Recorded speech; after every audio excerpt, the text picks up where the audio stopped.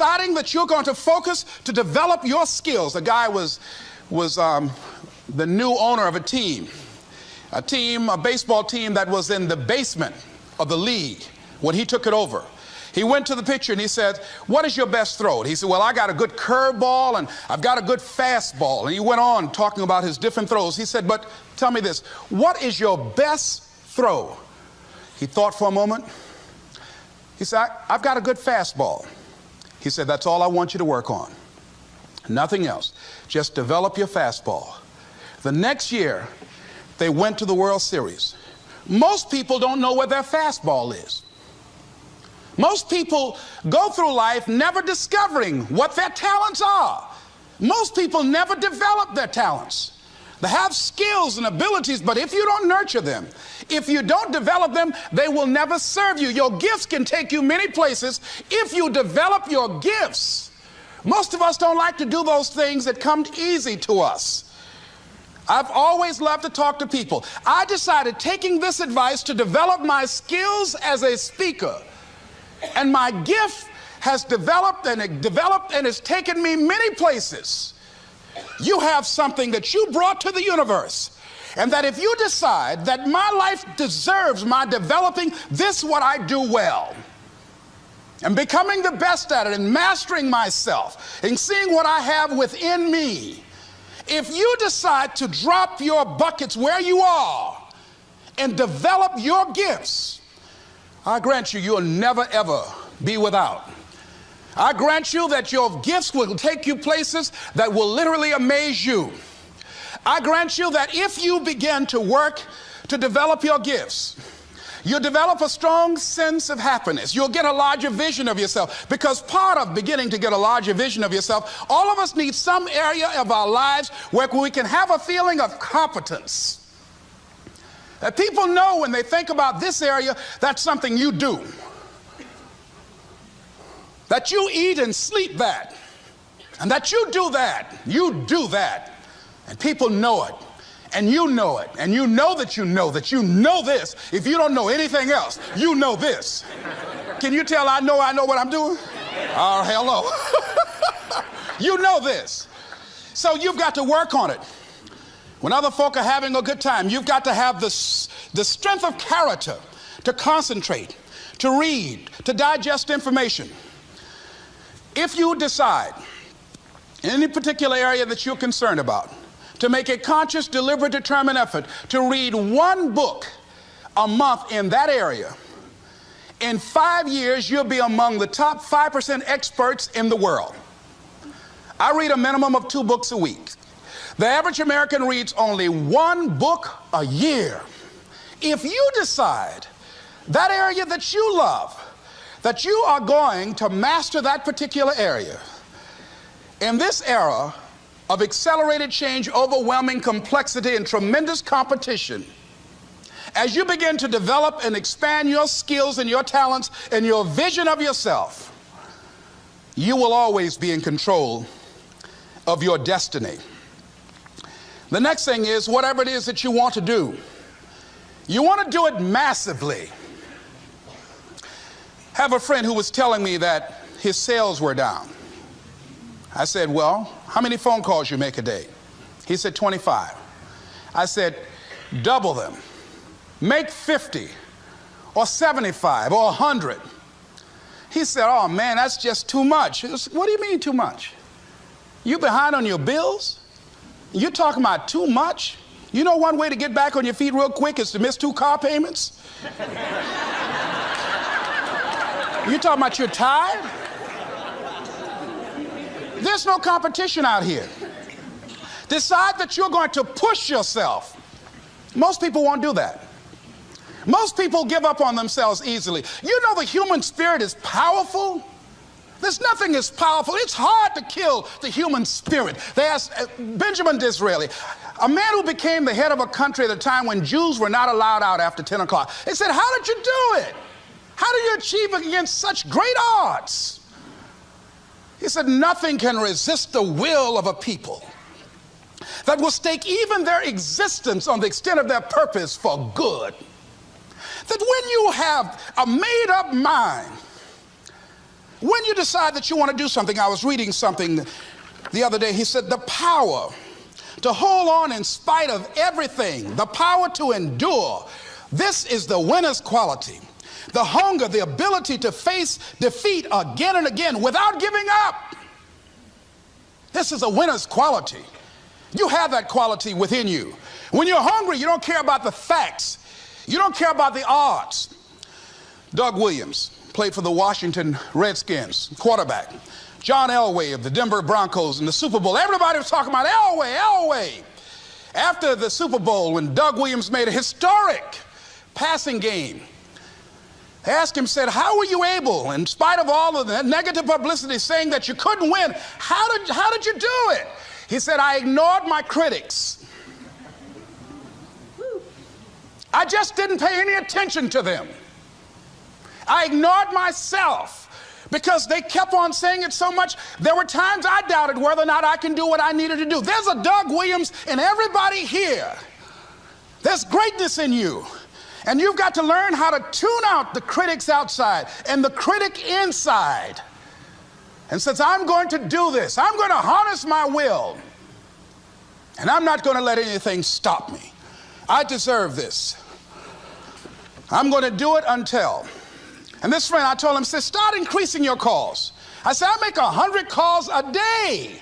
I got a callus in my ear. My ear is kind of dark. You can't see it, but it's there.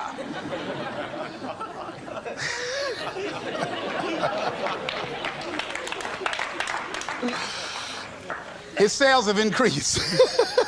He's working harder now. The other thing is that if you want something, you have got to be relentless. You've got to learn how to become resourceful. You've got to learn how to become creative.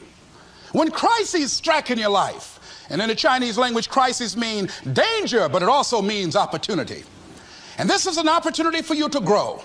And you've got to be so relentless, regardless of what comes down the pike, that you're always looking for a way to get over, always looking for a way that you can break through, always looking for a way that you can win, always looking for a way that you can strike a telling blow. And pretty soon, I think there's some people watching us in the universe that say, wait, let's call a meeting over here. You know that guy Mustafa? Look at him down there. He won't stop. Just that fool don't know he can't get over. Look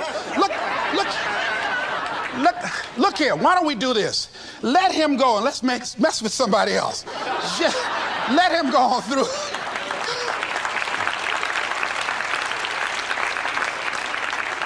Life will just get tired of whipping you sometimes. And just say, let's just let this one go.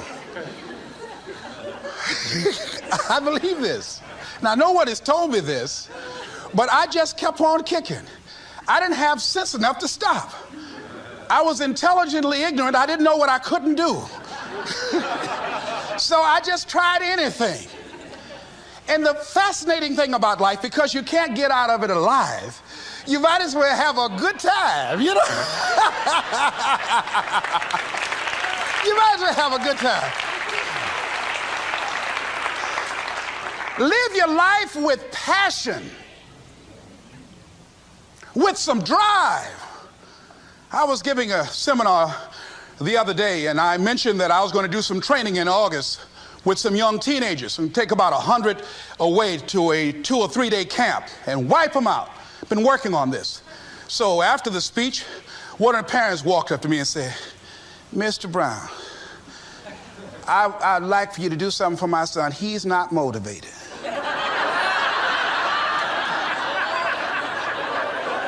I said, I wonder why.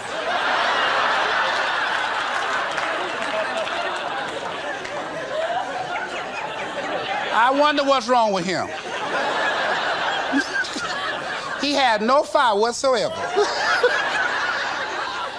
See, what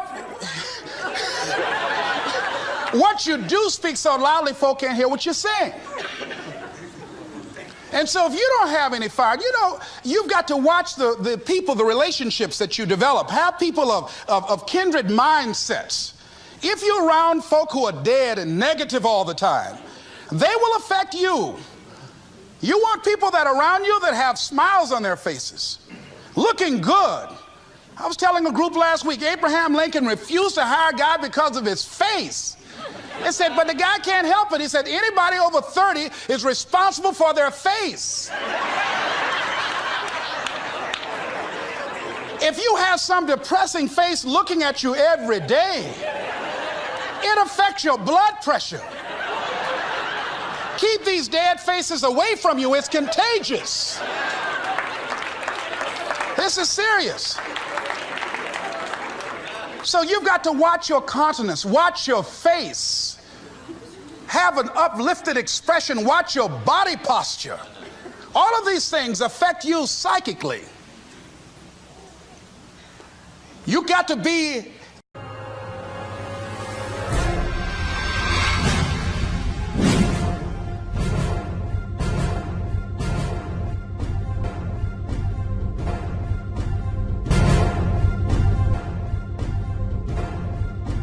the kind of person that you are fearless. Fearless. Folk leave fearless people alone. There's some people walk through a neighborhood and every dog in the neighborhood would bark at them.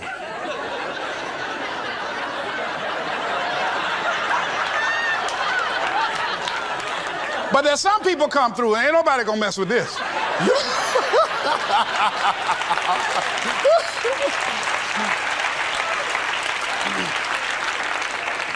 You are unstoppable.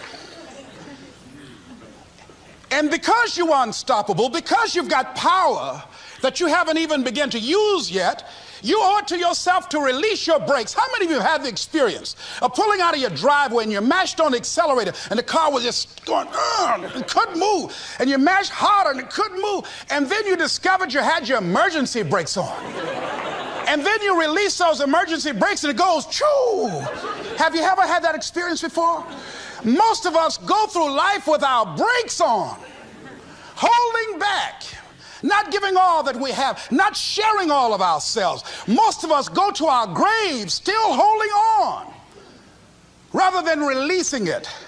What are some of those things that keep us from releasing it? Because of past experiences, past defeats, past pain. We look back, well, it didn't work out then. It probably won't work out now. Many people get confused their performances with who they are. I was reading Pat Riley, the coach of the Los Angeles Lakers.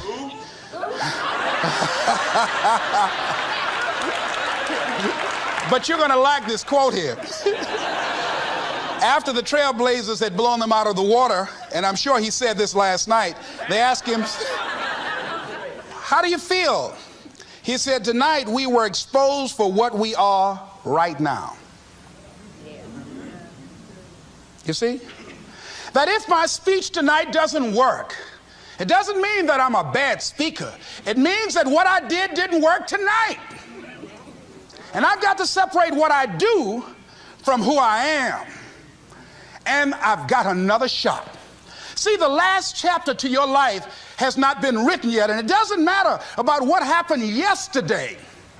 It doesn't matter about the things that you've done that you feel guilty about. If you wouldn't do it today, you're convicting an innocent person. You've been reborn to a new state of consciousness. And as they say, if we knew better, we would do better. And so you begin to decide, I'm not going to be denied. I remember, and I was telling someone, and they asked me, would you repeat that again? I was interested in going into broadcasting. I'm adopted. And that was my key out. I wanted to make my mama proud of me. I was very much appreciative of what she's done for my brother and sister and I. And that was my way out. And I went over to a radio station, asked a guy and told him that I was interested in broadcasting. He looked at me in my straw hat and my overalls. He said, you have any broadcasting background? I said, no, sir, I don't. What do you do? I cut grass.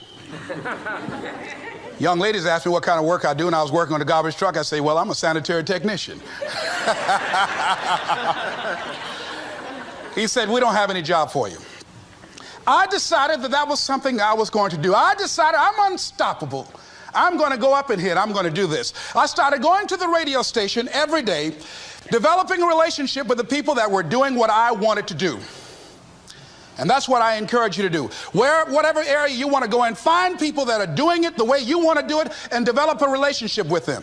When I decided to go in this area, I wrote letters to Dr. Norman Vincent Peale, to Zig Ziglar, to Dennis Waitley, all of the giants in this area. And I said, this is something I want to do. I've been following your career. Would you help me? Dr. Norman Vincent Peale answered my letter, did an article on me, wrote about me in the most recent book that he issued, and done many broadcasts about me. I'd wanted to develop a relationship and rapport with those people that were achieving those things that I wanted to achieve. By the same token, I would go to the radio station, and I developed a relationship with the guys. And they used me as an errand boy when they needed some food or someone to go pick up entertainers that came into town. Temptation singing My Girl, Jerry Butler singing For Your Precious Love, Sam Cooke singing Darling You Send Me. I would pick up the entertainers at the airport and driving around in the disc jockeys, big Cadillacs. They didn't have any driver's license, but I was acting like I had some.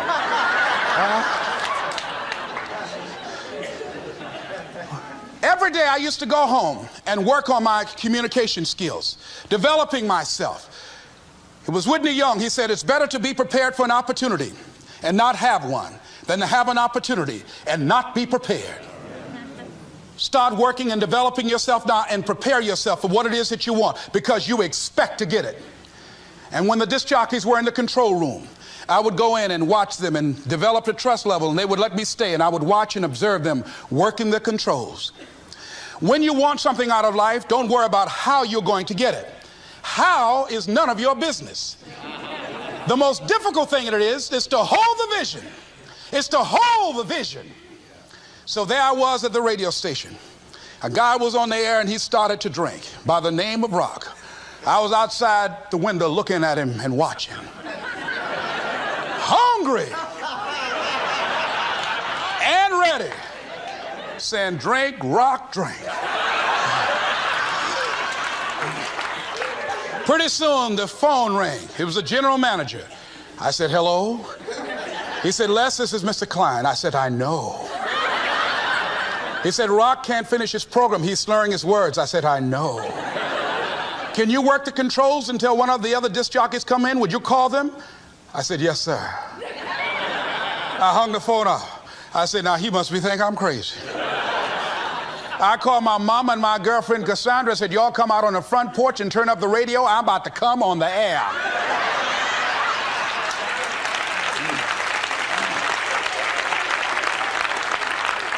I waited about 15 minutes.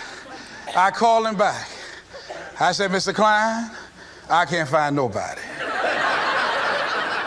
He said, well, why don't you go in there and work the controls until they get there? And don't say nothing here. I said, yes, sir. I couldn't wait to sit down at that turntable, Mustafa. I said, look out, this is me, LB, Triple P, Les Brown, your platter playing Papa. There were none before me and there will be none after me. Therefore, that makes me the one and only. Young and single and love to mingle, certified, bona fide, and indubitably qualified to bring you satisfaction and a whole lot of action. Look out, baby, I'm your love man. I was hungry.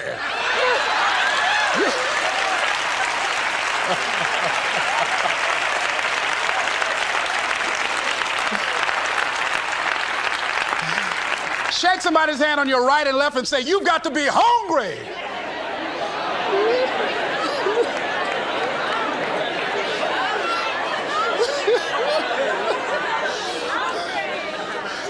Well, y'all something else. You hear me? You want to be persistent about what it is that you want to achieve. Alexander Graham Bell said, what this power is, I cannot say.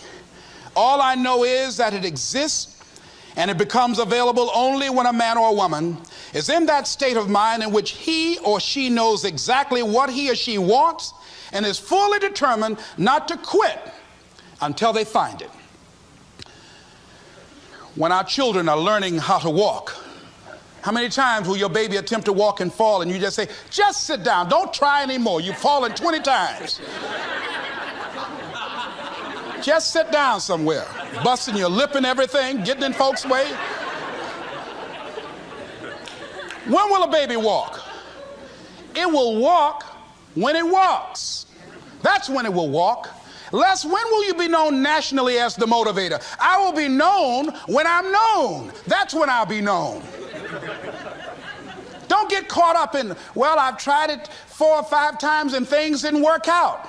If there's something that you want and you're hungry for it, you've got to do whatever is necessary until. And when you give the best you can and that's not enough, you must do what is required. And don't give up on yourself. Don't throw the towel in so quickly. Many people give up on the 1 yard line, where if they have the determination just to keep on knocking. It's a funny thing about life. If you're home one day and someone is knocking on the door and you say, I don't want to be bothered today, and if that person just keep on knocking, say, can you believe that fool's still knocking? Pretty soon you say, what is it? What do you want? And that's how you've got to be about your dream. Some people, well, I guess ain't nobody home. I knocked on the door, but nobody came. I heard the television on and people were moving around, but I guess opportunity probably went out the back door. Oh, no. See, life is not just that simple. It's not that cut and dry. And that's why most people never realize their personal greatness, because they're casual about life. And when you are casual about life, you will end up a casualty. Life is serious business. So I encourage you to be persistent, to not decide that, well, I've done the best I can. I guess I just can't have it. Don't make that decision. Many of us make premature decisions about ourselves. Calvin Coolidge said something, a man who was a president that was not known for his eloquence or making any historical decisions, but something he wrote about persistence. And he says, press on. Nothing can take the place of persistence. Talent will not. The world is full of unsuccessful people with talent. Genius will not. Unrewarded genius is almost a proverb. Education alone will not. The world is full of educated derelicts. Persistence and determination alone are omnipotent.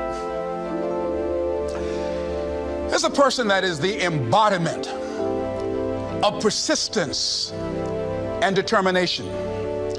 A person who decided that some time ago that I'm not going to take anything to my grave with me. I'm going to use myself up, and I'm going to give and give and give until my last breath. This summer, I'm going to be working for her and with her doing training, teaching young people techniques and strategies on how to manifest their personal greatness, teaching them techniques and strategies that will change them at the subconscious level, changing their value systems, and let them see the major role they can play in society. Let's give Mrs. Rosa Parks a round of applause, if you please.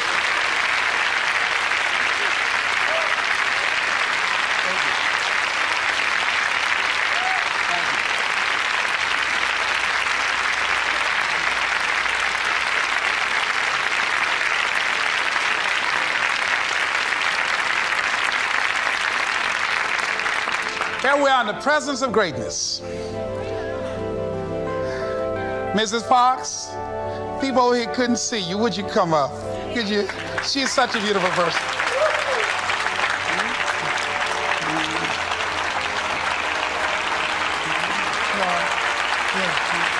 Beautiful person.